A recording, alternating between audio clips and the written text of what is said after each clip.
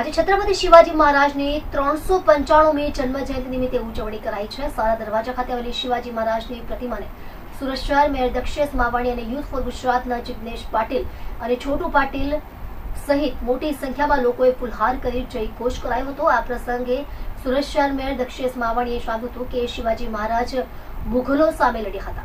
તેમની વીરતાની ગાથા આજે પણ સૌના હૃદયમાં છે તેમ જિગ્નેશ પાટીલે જણાવ્યું હતું। આગળ તેમણે જણાવ્યું હતું કે 365 દિવસ લોક સેવા કરી આ દિવસની ઉજવણી કરી છે।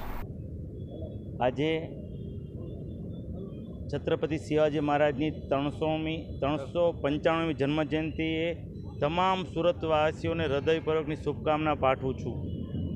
છત્રપતિ શિવાજી મહારાજ મહાન યોદ્ધા, સાહસિકતા, પ્રજાલક્ષી કાર્યો અને તેમના જીવનમાં આજે આપણે પ્રેરણા લઈએ, કારણ કે મુગલોની સામે અડગ થઈને છત્રપતિ શિવાજી મહારાજ તે સમયમાં લડ્યા હતા। આજે પણ તેમની વીરતાને આદર્શ આપણે બધાને આપીએ છીએ અને તેનું જીવન મૂલ્યો પર આપણે પ્રેરણા લઈને તેમને આદર્શ બનાવીએ। આજે 19મી ફેબ્રુઆરી એટલે શ્રી છત્રપતિ શિવાજી મહારાજ જન્મ જયંતિ। બોમ્બે માર્કેટમાં દર વર્ષની જેમ આજે પણ મહારાજની પ્રતિમાની સામે પૂજાનું આયોજન કરવામાં આવ્યું છે। આજે આપણી વચ્ચે સુરત શહેરના મેયર શ્રી દક્ષેશભાઈ પણ ઉપસ્થિત હતા। આપણા લિંબાયતના ધારાસભ્ય શ્રી સંગીતાબેન પણ ઉપસ્થિત છે।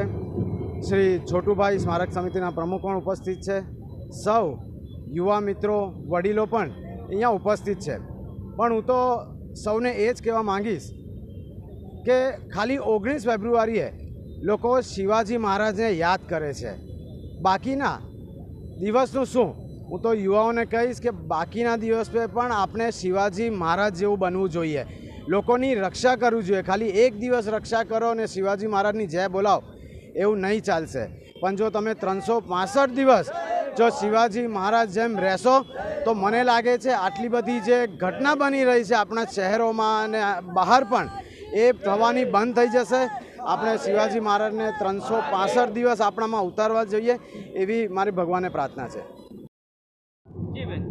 છત્રપતિ શિવાજી મહારાજની જન્મજયંતિ નિમિત્તે આજે સુરત શહેરમાં ધામધૂમપૂર્વક ઉજવણી કરવામાં આવી રહી છે। તમે જોઈ રહ્યા છો કે દરેક વિસ્તારમાં જ્યાં શિવાજી મહારાજ, છત્રપતિ શિવાજી મહારાજની પ્રતિમા છે ત્યાં ધૂમધામપૂર્વક એમની જન્મજયંતિની ઉજવણી કરી રહ્યા છે।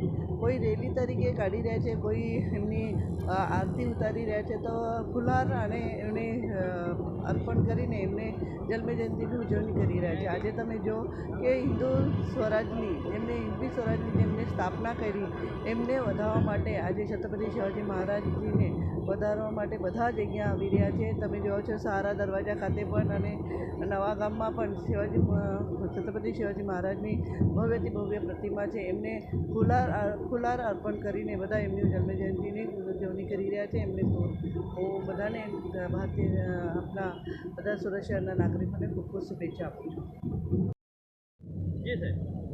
નમસ્કાર, છોટુભાઈ પાટીલ, છત્રપતિ શિવાજી સ્મારક સમિતિ અધ્યક્ષ।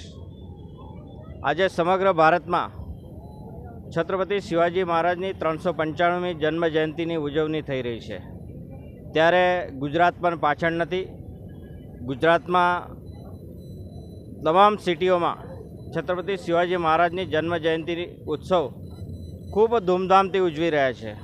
આજે કરણી માતા ચોક ખાતે છત્રપતિ શિવાજી મહારાજની અશ્વારૂઢ પ્રતિમાની સ્થાપના વર્ષો પહેલાં કરવામાં આવી। દર વર્ષે છત્રપતિ શિવાજી મહારાજને જન્મજયંતિ પ્રસંગે અમારા સ્મારક સમિતિના સૌ ટ્રસ્ટીઓ, અમારા ફાઉન્ડરો અહીંયા ઉપસ્થિત રહીને આ ઉત્સવમાં શોભા વધારે છે। આજે મને કહેતા આનંદ થાય છે, 1 મહિના પહેલાં જ અંકલેશ્વરમાં પણ અશ્વારૂઢ પ્રતિમા આદરણીય પ્રદેશ અધ્યક્ષ અને જલશક્તિ મંત્રી CR પાટીલ સાહેબના હસ્તે અનાવરણ કરવામાં આવ્યું।